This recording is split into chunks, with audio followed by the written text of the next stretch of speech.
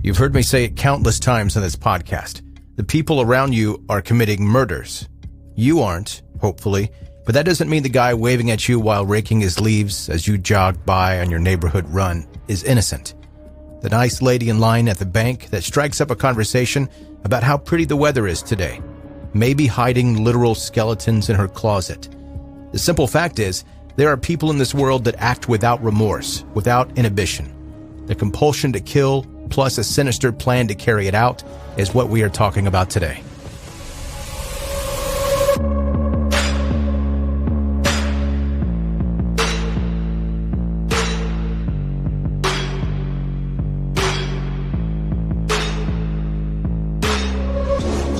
Hi, welcome to 10-Minute Murder, brief and bingeable true crime. I'm Joe, the host, and thank you for joining today. The episode you're about to listen to is one of those occasional, much longer than 10 minutes. Some stories are so strange and so compelling that they need more time to explain. If this is the first time that you're stopping by to listen to the podcast, you may be a little bit confused after listening to the name of the show versus the duration of this episode. Normally they're much shorter. I try to condense the stories of true crime into a time frame of around 10 minutes. Sometimes I go over by a little bit, but every now and then, like today, I go over by a lot of it. If you want to keep listening to 10-Minute Murder past this episode, subscribe wherever you're listening right now, and you can easily find the show whenever you want. And listening to back episodes are also much easier when you're subscribed to 10-Minute Murder. And connect with 10-Minute Murder on social media. You see the visuals that go along with the stories that you're hearing about. It's nothing gross and nothing graphic, but I'm always curious when I'm personally listening to a podcast what the people and the places look like. So I look that up, and I do that for this show as well. So I post that on social media, and if I do post crime scene photos, it will not be gruesome dead bodies. I personally don't want to see that, and I assume that you're the same. I know what your next question is going to be. Where can we find 10-Minute Murder shirts and stickers? Thank you for asking. That's very sweet of you. In the show notes of this episode, there's a link to the merch store. Everything you're looking for is going to be there. Okay, now to the story.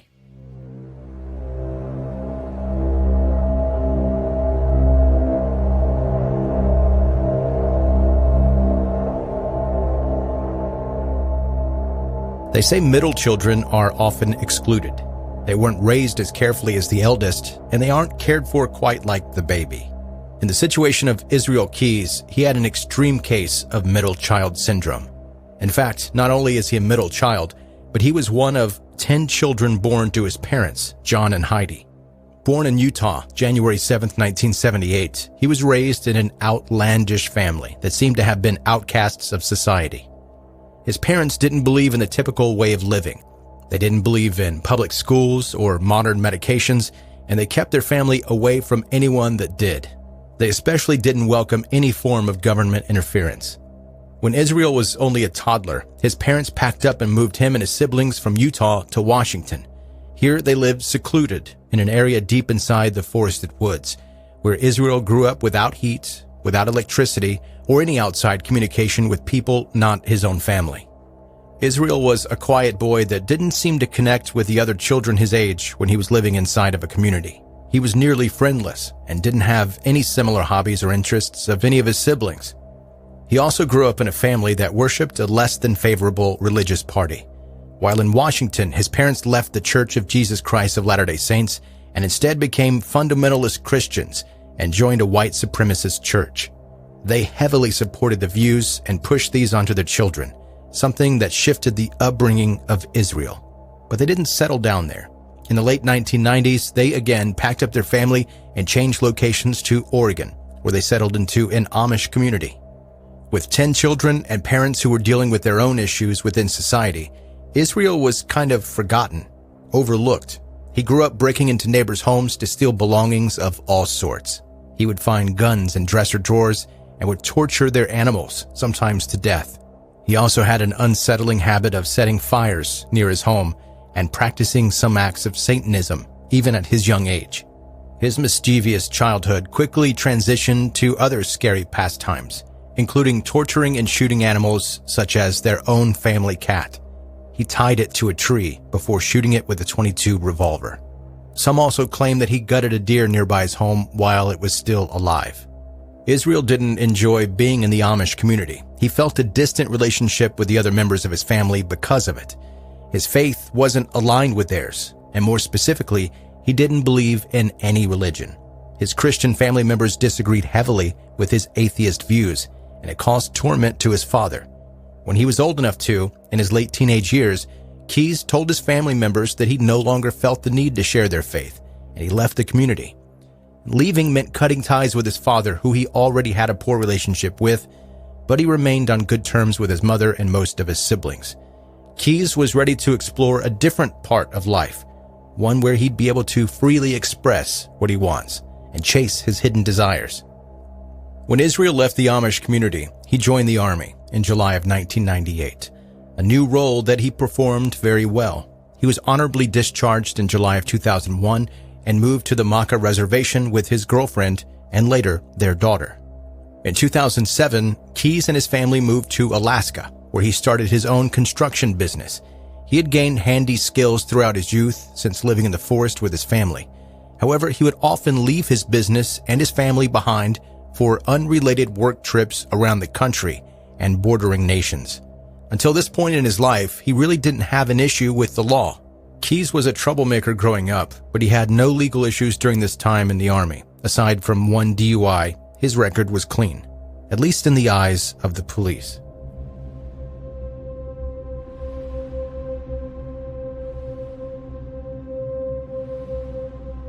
On the evening of February 1st, 2012, Samantha Koenig was working at a roadside espresso stand in her small town of Anchorage, Texas. She was expecting to be picked up by her boyfriend and taken home after her shift, as she did most nights.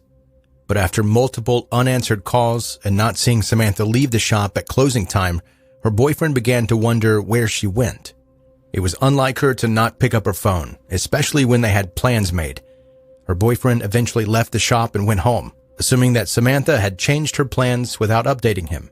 But after multiple hours of no communication, Samantha's boyfriend's phone eventually received a text notification.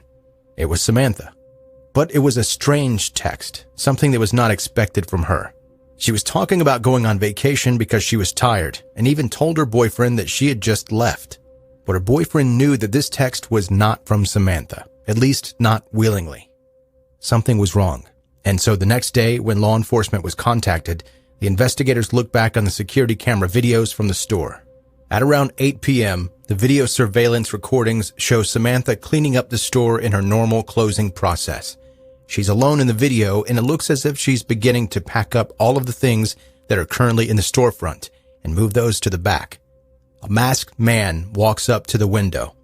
Samantha's posture changes, and for a brief moment in the tape, you can see how she appears to be afraid. Then Samantha holds up her hands as if there was a weapon being pointed at her. In the video, she's backing away from the window and is clearly in shock. At this point, Samantha backs up and turns the lights off, as if she were told to do so by someone else. You can then see the assailant jump through the storefront window, and it's blurry, but in the next shot, you can see Samantha and the assailant walking away. However, once the lights turn off, it's impossible to see who she is with or if the suspect is or isn't holding a weapon. After the footage was reviewed, it was clear that Samantha did not leave the store of her own free will. The brief moments that were caught on camera show somebody forcefully entering the store and possibly even kidnapping her. The community had a great wave of fear spread through it, wondering who in such a small area was capable of doing something like this. It didn't take long for the story to hit the media, and other members of the community were worried about their own safety. Not long after the investigation began, the police department joined with the FBI, and they were originally looking at family and friends. The task force wanted to understand everything about Samantha, and also about the hidden parts of her life. But no dark corners rose to the surface. She was a kind person, considerate toward other people, and had a lot of friends that cared so much about her. Samantha's boyfriend was also ruled out as a suspect very quickly, and his concern for her disappearance was true. There were no obvious leads, and the police had no clear route of where to start looking. 10 days after her disappearance, a vigil was held in Texas. Hundreds of people came to hand out flyers, ask around for information within the community, and report anything unusual to the police. All they were looking for was one strong tip that would eventually lead them to the person behind her disappearance. 3 weeks later, a text came in from Samantha's phone. Connor Park sign under pic of Albert. Ain't she purty? This text message sounded no more like Samantha than the one about the vacation sounded. All eyes of the task force turned to Connor Park. When the group arrived, there was something pinned up by the local bulletin board, a picture of a missing dog named Albert. And right underneath it was a plastic bag with a photograph and some sort of clipping inside of it. When the police examined the evidence, they noticed that they could see through the transparent bag. There was a typed-out note and a photo of Samantha. It was a ransom note demanding $30,000. The kidnapper wanted it immediately deposited into Samantha's bank account. The photo of Samantha was holding the daily newspaper, proof that she was still alive today. Later that day, Samantha's father deposited $5,000 into her account. Several hours later, that withdrawal was taken, using Samantha's ATM card from a nearby bank. Video surveillance of the withdrawal was caught, and it wasn't done by Samantha. The video shows a man covering his face with a mask, wearing dark clothing and gloves. By the time that they arrived at that specific ATM, they had missed the suspect by minutes. 1 week later, another withdrawal was made again from Samantha's account. But this one was different. It wasn't from the same ATM or even within the same area. This one was from Wilcox, Arizona, nearly 4,000 miles away from the original withdrawal. The withdrawals continued. They followed the trace of the ATM withdrawals and were able to note that the perpetrator was steadily moving east along a single highway. Fortunately, in one of the surveillance videos, they were able to see a white car in the background, specifically a Ford Focus, and even luckier, the image was clear enough that the entire license plate could be determined. Investigators were able to track down this car on the highway and followed until they had a reasonable cause to pull him over. When they observed the vehicle speeding, they stopped it and asked him for identification. The man behind the wheel was Israel Keys. Israel, however, was not a name known to the police because he didn't have a criminal record and he wasn't somebody that they had been looking into as a suspect. They did, though, search his car and cover all ground just in case. In the car were Samantha's ID, debit card, cell phone, and a gun. They also found a disguise, including dark clothing and a mask that matched the photos of the man caught at the ATM machine. But Israel was the only person in the car. Where was Samantha? Keys was taken into custody on the spot. 2 weeks after being arrested in Texas, Israel was extradited to Alaska. The police were still unsure of whether he was Samantha's kidnapper or if he had just come across her bank card and was finding these withdrawals out of luck. But it didn't take long for Keys to break under the pressure. Not long after being held, he admitted to the murder of Samantha Koenig. During his confession, Keys admits to pointing his pistol at Samantha. He claims he chose her at random at night after an impulse to find a victim. After entering the coffee shop and leaving with her, they walked off into the night where Samantha attempted to run away. After catching her, he promised that once the ransom money was delivered, he'd let her walk free. Instead, Keys drove Samantha back to his family home, where he chained her up inside of his small dark shed. After sexually assaulting her multiple times, he strangled her to death. Within hours of killing her, Keys and his family left for a Caribbean vacation. When he returned, he took her up to the lake 35 miles north and disposed of her body parts underneath the ice. He also caught a few fish while he was there to take home for dinner. The FBI team was able to recover Samantha's body. The initial investigation had police on their toes, but the darkest parts were yet to come. If Keys was living a double life, having a family and a child at home, while also kidnapping girls on the side, how long had this act been going on? As it turns out, longer than the police had expected. The FBI began to dig into his background, including his travel records, cell phone records, and even financial statements to find out everything about Keys that would point to any possible past crimes. He had a long and ambitious history of traveling to different states across the U.S., seemingly without reason. But with little information available to them, the police needed Keys to agree to have a conversation with him in order to expose what he had done in the past. In other words, they needed a confession. Israel asked for one thing in return. He would tell the FBI all about his past crimes as long as they gave him a date for his execution. Once it was clear that Keys would be put to death, he began to speak. Israel started off by talking about the incident with Samantha. He confessed to the police that typically he was very careful with planning his murders and also meticulous about how he treated his crime scenes. He said that this time he was at odds and he felt out of control. While he normally would have left no evidence behind to be caught, this time he wasn't as smart. Usually he would let his victims come to him, but this time he acted on an impulse. He continued on speaking about some of his victims and also the patterns of his attacks. He claimed that he never planned a victim beforehand and that he had no specific pattern in order to avoid a connection between his crimes.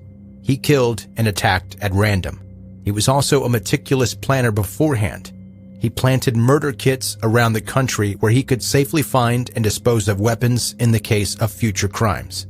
There were up to 12 of these kits buried across the United States and possibly even other countries, and there may be some still remaining hidden. Keyes gave them the names of 2 victims, a married couple in Vermont. Their names were Bill and Lorraine Currier, and after some investigation, they were in fact missing for some time.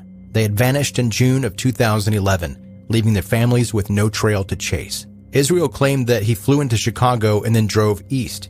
He intentionally planned that trip with a homicide in mind, but he had no victim planned out, aside from knowing that he was planning for a couple. He stayed at a hotel in Essex, Vermont, where he dug up a bucket that he had buried years prior filled with ammunition and firearms. It was clear that Keyes was prepared to kill whenever he felt like it. He had plotted for years and planned ahead, and when the time was right, he took advantage of it. That evening in 2011, he went looking for a house with a couple in it. The Currier's garage was open, so it was easy enough for him to wander inside. He made his way into an unlocked door and rushed the victims. He first tied them up and then later took them out to his car and drove them to an abandoned farmhouse that he had already scoped out beforehand and prepared. First, he assaulted Lorraine, and when he noticed that Bill had almost completely untied his restraints and was close to being free, he shot and killed him. Then Israel turned to the wife and strangled her with his bare hands. Not long after their murders, the house was demolished, along with the evidence that likely would have led to the conviction of their murderer.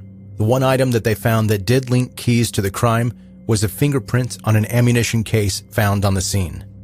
His admissions began to grow as he named more and more victims. Keyes began to tell them all about his first attempt at murder, which was roughly in 1997 or 1998. In this instance, he abducted and sexually assaulted a young woman who was between the ages of 14 and 18 in Oregon. He was able to separate her from her group of friends in Maupin, Oregon. And out of fear, she was rambling on and on about random things, and she eventually managed to get into the head of Keyes. Out of remorse, he let her go, but he vowed to never do it again. He said this particular time he didn't feel violent enough, but he knew in the future he would be able to work up to it. Keyes never did find out if this was reported to the police, but he vowed to keep his crime and personal life separate from now on. He would no longer kill or hunt in the city in which he lived. He also vowed to dispose of victims far away from his family life to further separate himself from his crimes. Sometime after this is when he left to join the army. 3 years after joining the army, his suspicious behaviors began to increase. Keyes claimed that the town he was living in was too boring for him. His way of finding excitement was to find another victim. He was living in a far northwestern town in Washington called Neah Bay. This is where he met his wife and ended up raising his child. But sometime between 2005 and 2006, Keyes kidnapped someone and brought them onto his boat. But the information and details about this crime never made it past his memory. The investigation into Keyes' personal life brought up a past that investigators did not see coming. The work of many FBI profilers and police investigators were able to find information about some of Keyes' past surgeries, and in particular, evidence pointed to Keyes having plastic surgery in Mexico, where he was possibly fitted with a gastric band. This type of surgery meant that he wouldn't get hungry as often, meaning he could have gone days in the forest on his own without any resources, possibly to make him a better killer. It's also possible that Keyes could have had his fingerprints changed or removed and had his body hair removed to lessen the chance of leaving any evidence at his crime scenes. The deep dive into his personal life clearly showed that he had a fascination with past serial killers. He had done his research and had followed past murderers to understand how they got away with their crimes and what they did during their murder sprees. And investigators, while speaking to his family members, came across some information that helped them find out that he had actually spent time with his mother and siblings in Texas shortly before he was captured by the police. During the visit, his family had noted that something was not quite right with Keyes. They were attempting to have him reconsider his atheism, and they even had a pastor present to speak to him. Keyes confided in them, saying that they had no idea the depths of the darkness that he had gone to, and that they did not know the truth about what he had done. It was clear that Keyes' family had a suspicion that something about him was not normal, but still, no authorities were warned about his strange and unruly behavior before it was too late. Before any more information could be extracted from him, Keyes took his fate into his own hands. Inside his cell, he cut his wrist using a blade from a disposable razor, which he'd embedded into a pencil and snuck inside. It also appeared as if he had attempted to strangle himself with some of the bedding material from his mattress. Inside his cell was discovered to be a blood-soaked suicide note written with strange, eerie passages like, "Crushed like a bug, you still die." Months after his suicide, investigators found a series of 11 skulls sketched underneath the bed of his jail cell. They drew conclusions from there, some of them guessing that the 11 skulls represented 11 victims. That would leave 7 unnamed victims of Israel Keyes. Police believe that Keyes' actual first victims were 2 teenage girls between the years of 1996 and 1998, even though he's admitted to authorities that his first murder occurred in 2001. Other killings have supposedly been linked to him without concrete evidence and also without the possibility of a confession. There is one final victim that the police believe belonged to Israel Keyes. Deborah Feldman went missing from New Jersey in 2009, and her body was never recovered. With a lack of forensic evidence, they were unable to verify this link, but the FBI and local police forces claimed that they're confident about the connection. They're also confident that some victims may have remains in other states. His travels also extended all the way up to Montreal in Canada. When he was alive and the police questioned him about killing anyone in Canada, his response was, quote, "Canadians don't count." It was clear after the investigation finished that Keyes was looking for a way to tell his story to whoever would listen. It isn't often that the investigators find someone so wrapped up in their own mischief that they are able to get them to talk by promising them a date of death. But in Israel's case, he was so enticed by his own crimes that he was willing to share this information with anyone who would listen. To this day, the question still looms about who Keyes really killed. Random victims at random locations at random times. With no method to his madness, what was the driving force for his gory hobby? According to Keyes himself, this was something that he could control in his life, and it was something that he just simply enjoyed doing.